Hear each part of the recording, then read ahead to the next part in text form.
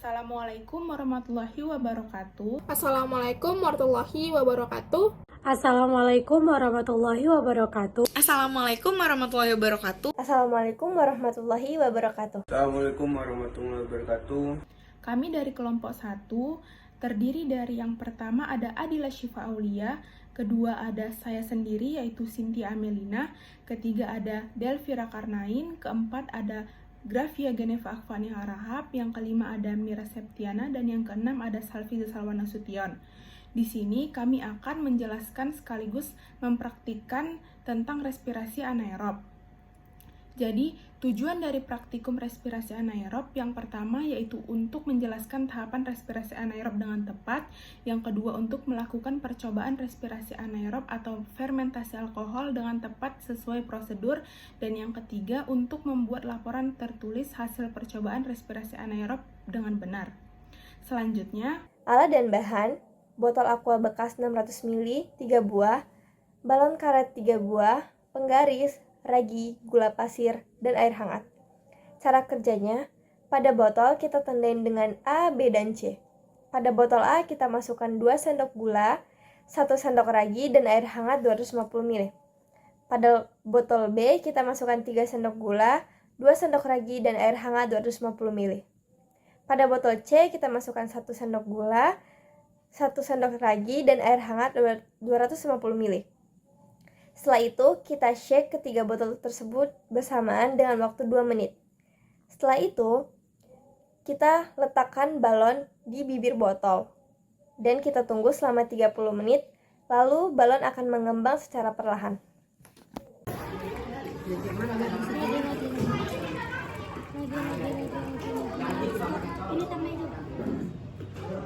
Mana caranya tadi udah?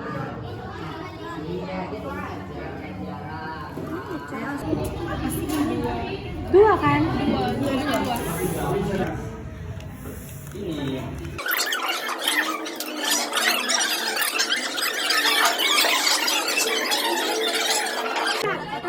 Ini Kan nanti dibuang logo apanya itu? Aquanya buang. Karena kan bilang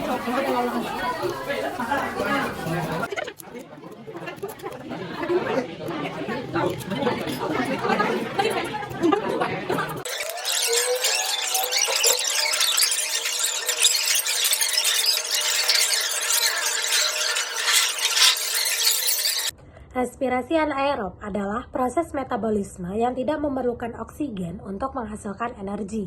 Biasanya terjadi pada bakteri, ragi, organisme prokaryotik, maupun makhluk hidup uniseluler yang biasanya berada pada lingkungan dengan kadar oksigen yang rendah. Nah, pada percobaan kali ini kita menggunakan ragi.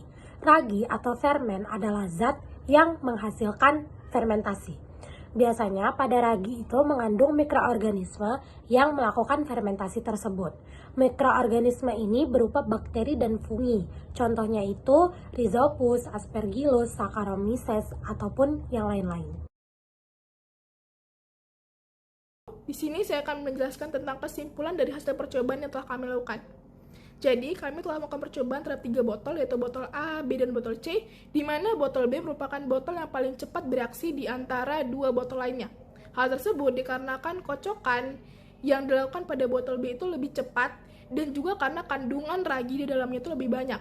Nah, seperti kita tahu bahwa ragi tersebut adalah bakteri Saccharomyces cerevisiae yang sangat mempengaruhi hasil reaksi fermentasi tersebut, di mana nantinya akan menghasilkan lebih banyak CO2. Nah, fermentasi itu apa sih? Fermentasi itu adalah proses pemecahan senyawa organik oleh mikroba yang dilakukan dalam suasana anaerob yang nantinya akan menghasilkan energi.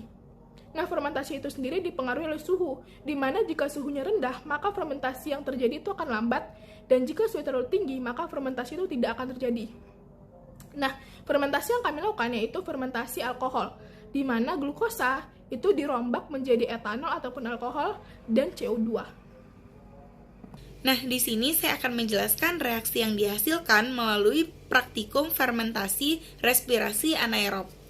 Nah, fermentasi ini merupakan respirasi anaerob yang mengubah glukosa menjadi gas karbon dioksida dan alkohol, yang dimana gula berperan aktif dan membuat ragi aktif di dalam perkembangbiakannya.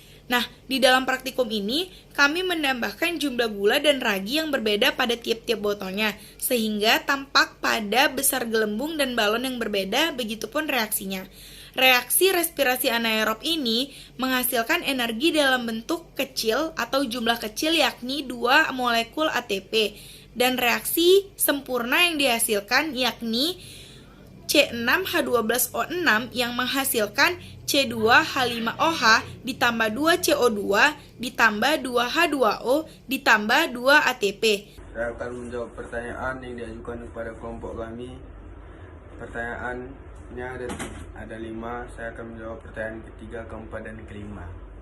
Pertanyaan ketiga yaitu, apa fungsi gula dari percobaan tersebut? Fungsi gula adalah sebagai inti dari percobaan tersebut, yang dimana membutuhkan glukosa yang berasal dari gula. Nah, pertanyaan keempat yaitu, apa fungsi air hangat pada percobaan tersebut? Apakah boleh menggunakan air yang dingin? Untuk menggunakan air dingin itu tidak boleh, kita harus menggunakan air hangat, karena fungsi air hangat adalah sebagai pemecah glukosa terhadap ragi yang telah dituangkan. Nah, yang pertanyaan kelima adalah, kenapa gelembung yang ada di dalam semakin lama semakin banyak dan bertambah terus? Gelembung yang semakin banyak dan bertambah terus itu disebabkan oleh glukosa yang direaksikan kepada ragi, yang dimana membuat gas CO2. Ketika air hangat dituangkan, ragi akan bereaksi dan membuat glukosa pecah sehingga timbul yang namanya gas CO2. Terima kasih. Sekian dari kelompok kami. Saya mewakili kelompok 1. Saya atas nama Grafia mengucapkan wassalamualaikum warahmatullahi wabarakatuh.